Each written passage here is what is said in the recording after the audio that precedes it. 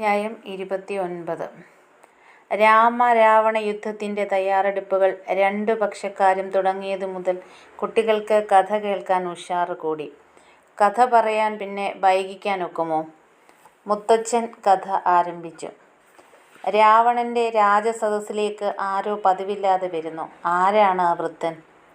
മാല്യവാൻ. നീതികുശലനായ അദ്ദേഹം രാജമാതാവിൻ്റെ പിതാവാണ്. താൻ ഉപദേശിക്കുന്നത് ഇഷ്ടപ്പെടുന്നവനല്ല രാവണൻ എന്നറിയാം. എങ്കിലും കാരണവർ എന്ന നിലയ്ക്ക് കടമ നിർവഹിക്കണമല്ലോ. ഉപദേശിക്കുക തന്നെ. യുക്തം പോലെ പ്രവർത്തിക്കട്ടെ.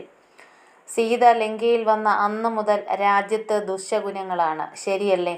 നാശനഷ്ടങ്ങൾക്ക് കണക്കുണ്ടോ? ദുർനിമിത്തങ്ങൾ കണ്ടിട്ടും രാവണന് കുലുക്കമുണ്ടോ? കണ്ടില്ലെന്ന് നടിക്കുകയല്ലേ? സദാസമയവും മേഘങ്ങൾ ഇടിവെട്ടി അലറുന്നു. ചുടുരക്തം കോരിച്ചൊരിയുന്ന മഴ. ദേവപ്രതിമകൾ ശബ്ദിക്കുന്നു. സമുദ്രം ഇളകി മറിയുന്നു. മഹാകാളി ലങ്കയെ നോക്കി പല്ലിളിച്ച് പരിഹസിക്കുന്നു. പശുക്കൾ കഴുതകളെ പ്രസവിക്കുന്നു. എലികൾ കീരിയോടും പൂച്ചയോടും പൊരുതുന്നു. പരുന്തിനോട് പാമ്പുകൾ. വികൃത രൂപങ്ങൾ വീടുകളിൽ ചെന്ന് ഭയപ്പെടുത്തുന്നു. രാവണ, ഇതൊന്നും കണ്ടില്ലെന്ന് നടിക്കരുത്. വംശം രക്ഷിക്കണം. സമാധാനം സ്ഥാപിക്കണം. നീതി നടത്തണം. പ്രവർത്തിക്കില്ലെന്നറിയാം. എങ്കിലും പറയുകയാണ്. സർവനാശം ഒഴിവാക്കാൻ സീതയെ ശ്രീരാമന് നൽകുക. മഹാവിഷ്ണുവിൻ്റെ പുണ്യ അവതാരമായ രാമൻ എല്ലാ തെറ്റുകളെയും ക്ഷമിക്കാൻ കഴിവുള്ളവനാണ്. ആരുടെയും ഉപദേശം സ്വീകരിക്കാൻ രാവണൻ തയ്യാറല്ല. രാവണന് ഒന്നേ പറയാനുള്ളൂ. താൻ 3 ലോകങ്ങളുടെയും അധിപനാണ്. തൻ്റെ ഇഷ്ടം പോലെ മാത്രമേ താൻ ചെയ്യൂ. തൻ്റേതെന്ന് കരുതിയിരുന്ന പല ബന്ധുക്കളും ശത്രുവിന് അനുകൂലം പറയുന്നവരായി മാറിയിരിക്കുന്നു. ഉപദേശം കേട്ട് കാത് പൊളിഞ്ഞു. മാല്യവാൻ കാരണവരാണ്. ഇറങ്ങിപ്പോകാൻ പറയുന്നത് ശരിയല്ലല്ലോ.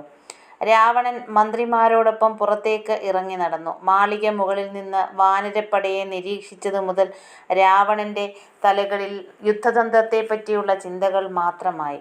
വാനരപ്പടയോട് ഏറ്റുമുട്ടാൻ രാക്ഷസപ്പടയെ സജ്ജമാക്കി.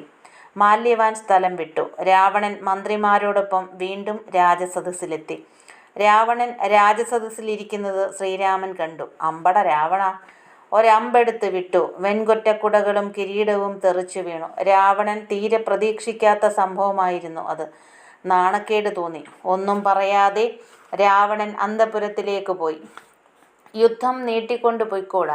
രാവണൻ എല്ലാവർക്കും ഉടനെ ആജ്ഞ നൽകി. കൂടിയാലോചിക്കാൻ ആർക്കും എതിർപ്പില്ല. യുദ്ധം തുടങ്ങുക. എല്ലാവരും ഒരേ ശബ്ദത്തിൽ തീരുമാനിച്ചു.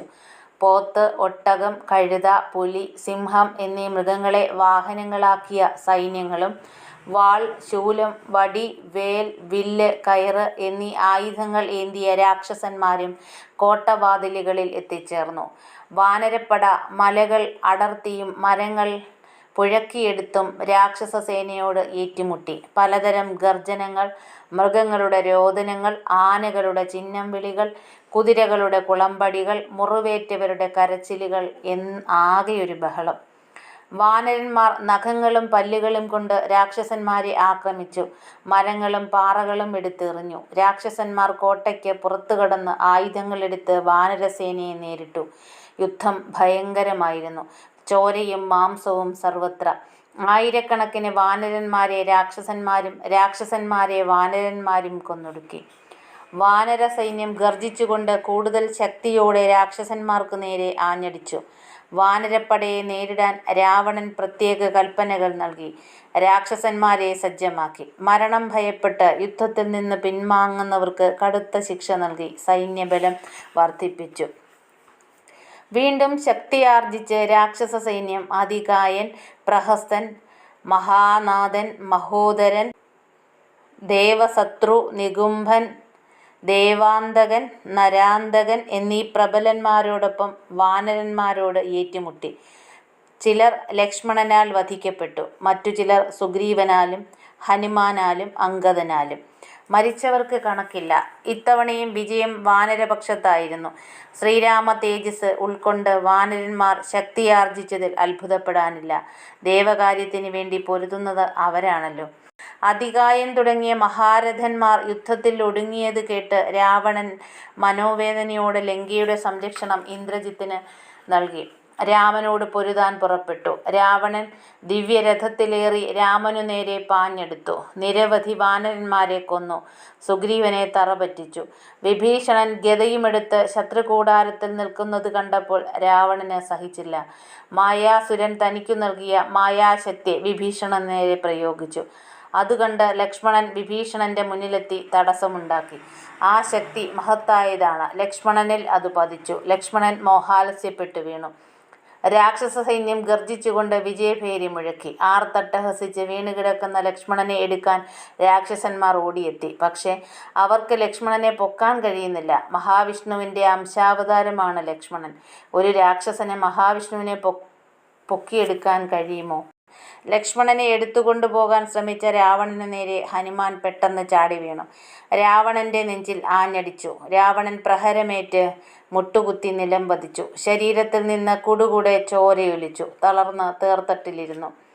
ഹനുമാൻ ലക്ഷ്മണനെ എടുത്ത് രാമന്റെ അടുത്ത് കൊണ്ടുവന്നു. തളർച്ച മാറിയപ്പോൾ രാവണൻ വീണ്ടും പാഞ്ഞെടുത്തു. ഭയങ്കരമായ രാമരാവണ യുദ്ധം നടന്നു.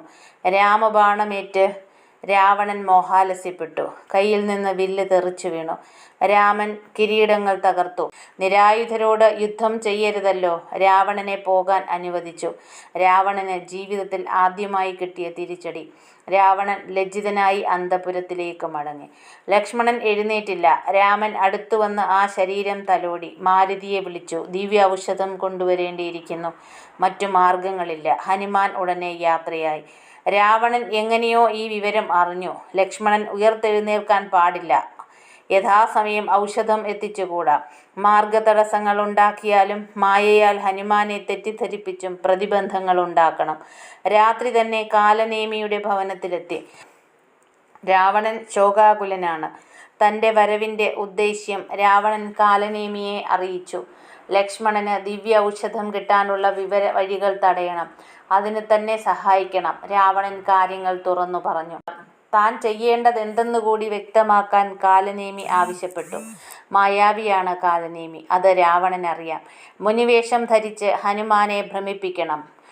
ഒരു ദിവ്യ മഹർഷിയുടെ സാന്നിധ്യം ഹനുമാന് തോന്നണം. അപ്പോൾ മഹർഷിയെ ശുശ്രൂഷിക്കാനും സൽക്കരിക്കാനും തയ്യാറാവും.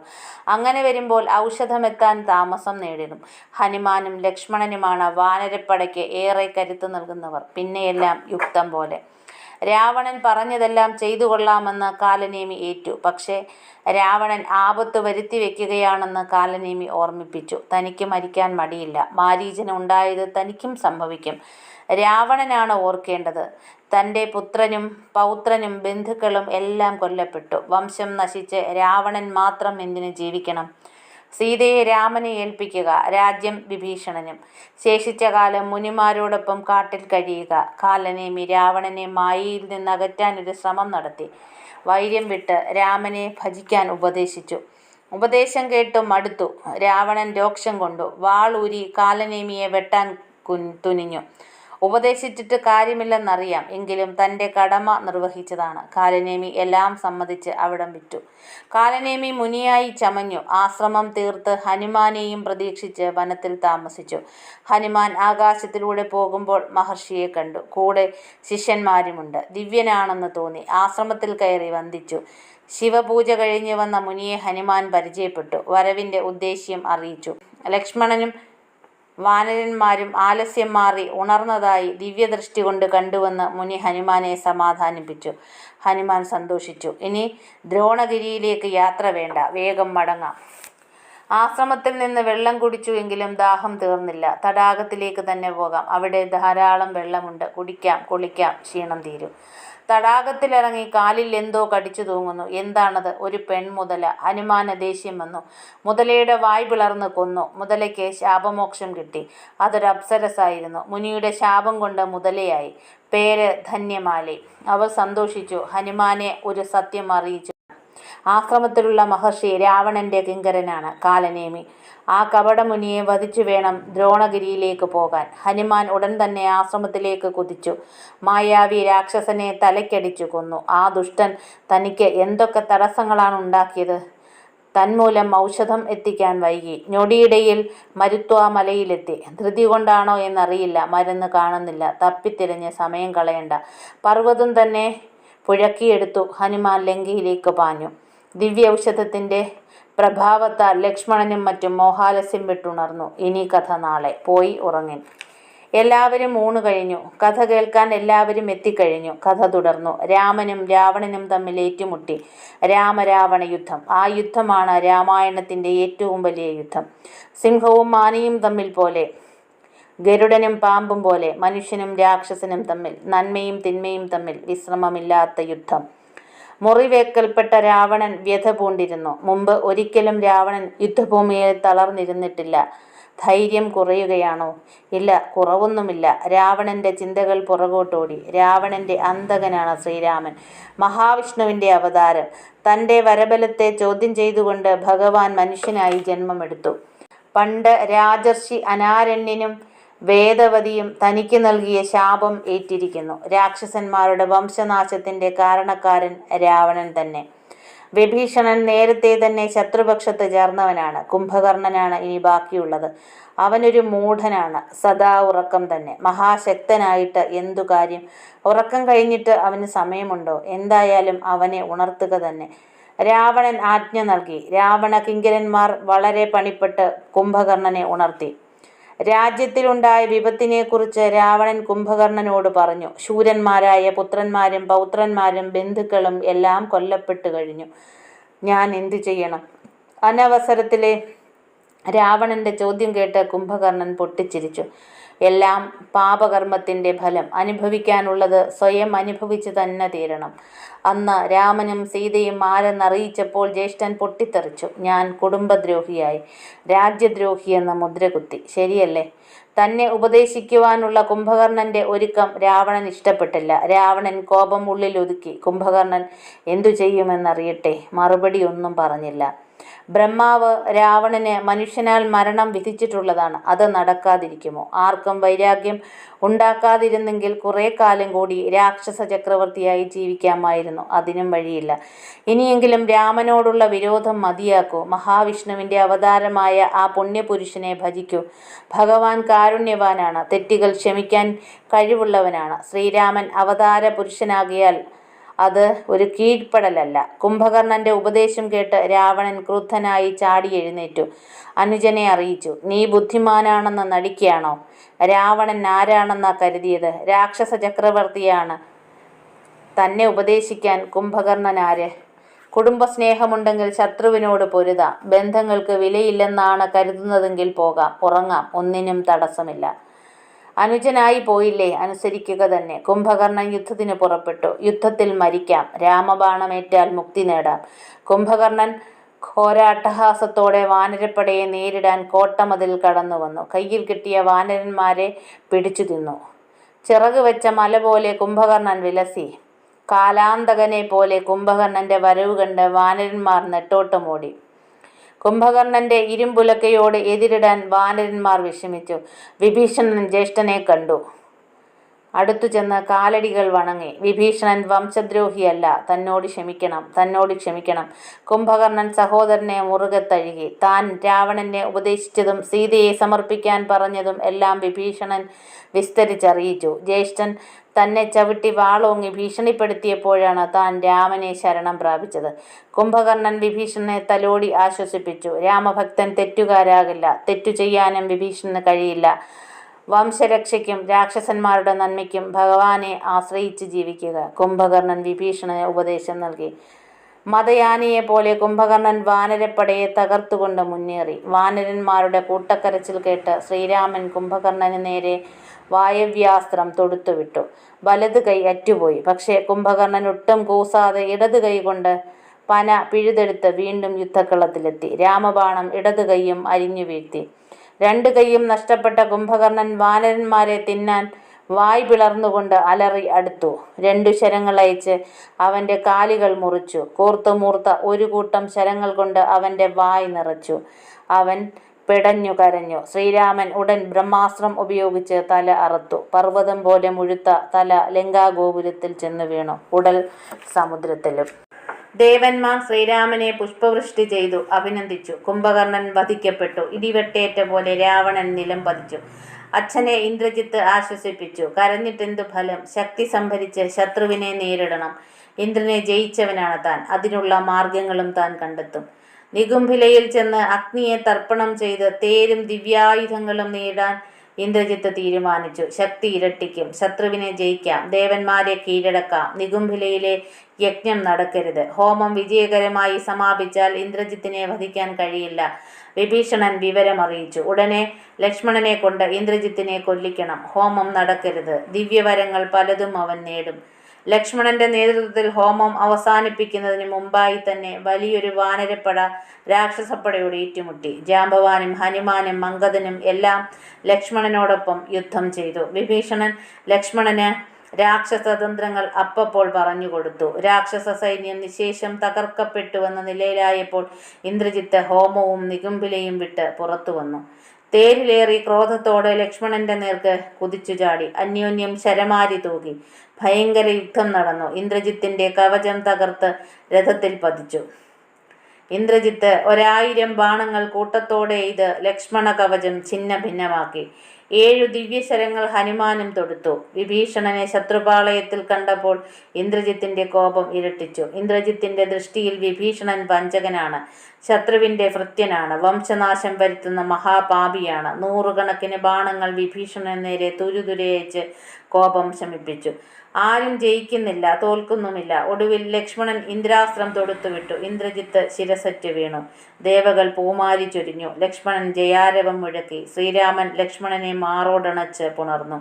ഇന്ദ്രജിത്തിന്റെ വധം രാവണന് ഏറ്റ ഏറ്റവും വലിയ പ്രഹരമാണ്. രാവണൻ ബോധം കെട്ട് നിലം പതിച്ചു. അല്പം കഴിഞ്ഞ് ബോധം തെളിഞ്ഞു. എങ്കിലും സമനില തെറ്റിയതുപോലെ തൻ്റെ മകനെ കൊന്നതിന് സീതയെ കൊന്നു പകരം ചോദിക്കണം. വാളെടുത്ത് കലിതുള്ളിക്കൊണ്ട് സീതയുടെ മുന്നിലെത്തി. സീത പേടിച്ചു വിറച്ചു. സുപാർശൻ രാവണനെ തടഞ്ഞു. മഹാനായ രാവണ ചക്രവർത്തി, ഒരു സ്ത്രീയെ വധിക്കാമോ? കുബേരന്റെ അനുജൻ, വേദപണ്ഡിതൻ, ധർമ്മിഷ്ഠൻ, ഗുണങ്ങളുടെ വിളനിലം. ഒരിക്കലും ഈ നീചകൃത്യം അരുത്. യുദ്ധത്തിൽ രാമലക്ഷ്മണന്മാരെ വധിച്ച് സീതയെ പ്രാപിക്കൂ. സുപാർശന്റെ ശുപാർശ രാവണൻ സ്വീകരിച്ചു. രാവണൻ യുദ്ധവുമായി മുന്നോട്ടു പോകാൻ തന്നെ തീരുമാനിച്ചു. രാക്ഷസസേനയും വാനര സൈന്യവും വീണ്ടും ഏറ്റുമുട്ടി. രാമനും രാവണനും തമ്മിൽ യുദ്ധം നടന്നു. രാമബാണങ്ങളേറ്റ് രാവണൻ തളർന്നു, മുറിവേറ്റ് മടങ്ങി. രാവണന് ആത്മവിശ്വാസം തീരെ നഷ്ടപ്പെട്ടു. ആരുടെയും അഭിപ്രായം മാനിക്കാതിരുന്ന രാവണൻ ആരോട് അഭിപ്രായം ചോദിക്കാനാണ്? കുലഗുരു ശുക്രാചാര്യരെ കാണുക തന്നെ. അദ്ദേഹം എന്തെങ്കിലും പോംവഴി കണ്ടിട്ടുണ്ടെങ്കിലോ? ശുക്രാചാര്യരെ കണ്ട് വന്ദിച്ച് തൻ്റെ ദയനീയ സ്ഥിതി വിവരിച്ചു. മുനി ഒരു അവസാന മാർഗം നിർദ്ദേശിച്ചു. ഒരു രഹസ്യ ഗുഹയുണ്ടാക്കണം. അവിടെ ഇരുന്ന് താൻ ഉപദേശിക്കുന്ന ആഭിചാര മന്ത്രം കൊണ്ട് ഹോമം നടത്തണം. ഹോമാഗ്നിയിൽ നിന്നുണ്ടാവുന്ന തേരും കുതിരകളും ദിവ്യാസ്ത്രങ്ങളും കൊണ്ട് ശത്രുവിനെ അമർത്താൻ കഴിയും. ശുക്രാചാര്യൻ മന്ത്രം ഉപദേശിച്ച് അന്തർധാനം ചെയ്തു. ഹോമം തുടങ്ങി. ഹോമധൂമം അന്തരീക്ഷത്തിൽ ഉയർന്നു. ആഭിചാര ഹോമം പൂർത്തിയായാൽ രാവണൻ അജയനാവും. അത് ഉടനെ മുടക്കണം, വിഭീഷണൻ അറിയിച്ചു. ഹനുമാന്റെയും മംഗദന്റെയും നേതൃത്വത്തിൽ വാനരസംഘം യജ്ഞം മുടക്കാൻ പുറപ്പെട്ടു. രാവണന്റെ അരമനയിൽ എത്തി. കണ്ണിൽ കണ്ടതെല്ലാം തച്ചു തകർത്തു നടന്നതല്ലാതെ ഹോമസ്ഥലം വാനരന്മാർക്ക് കണ്ടെത്താൻ കഴിഞ്ഞില്ല. ഒടുവിൽ വിഭീഷണന്റെ ഭാര്യ സരമ ഹോമസ്ഥലം കാട്ടിക്കൊടുത്തു. രഹസ്യ പൂജയല്ലേ, ഗുഹ പാറ കൊണ്ട് അടച്ചിരിക്കുകയാണ്. അംഗദൻ പാറ തകർത്തു. എല്ലാവരും ഗുഹയിലേക്ക് കടന്നു. രാവണൻ ഹോമകർമ്മത്തിൽ നിരതനായിരിക്കുന്നു. പരികർമ്മികളും വാനരന്മാരും തമ്മിൽ ഏറ്റുമുട്ടി. കോലാഹലം. ഹവനദ്രവ്യങ്ങൾ വലിച്ചെറിയപ്പെട്ടു. രാവണൻ ധ്യാനത്തിൽ തന്നെ. വാനരന്മാർ എത്ര ശല്യങ്ങൾ ചെയ്തിട്ടും രാവണൻ അനങ്ങുന്നില്ല. കർമ്മം മുടക്കം കൂടാതെ വിജയിച്ചാലല്ലേ രാവണൻ നിലനിൽപ്പുള്ളൂ. അതുകൊണ്ട് രാവണൻ എല്ലാം സഹിക്കുകയാണ്. അംഗദൻ രാവണപത്നി മണ്ഡോദരിയെ പിടിച്ചുകൊണ്ടുവന്ന് രാവണന്റെ മുന്നിൽ വെച്ച് അവഹേളിച്ചു.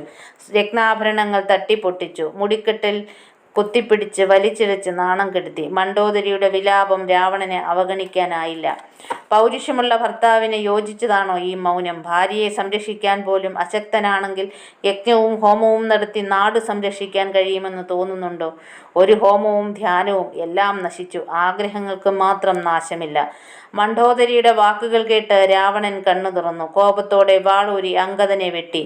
ചോര, സർവത്ര ചോര. യജ്ഞഭൂമി അലങ്കോലപ്പെട്ടു. വാനരന്മാർ രാമന്റെ അടുത്തേക്ക് മടങ്ങി. രാവണൻ മണ്ഡോദരിയെ സമാധാനിപ്പിച്ചു. തുടർന്ന് പോർക്കളത്തിലേക്ക് തിരിച്ചു.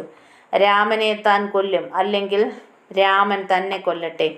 അവസാനം ആരുടെയെങ്കിലും മരണമായിരിക്കും. ഇനി നാളെ കഥ പറയാം. ഇന്നത്തെ കഥ കഴിഞ്ഞു.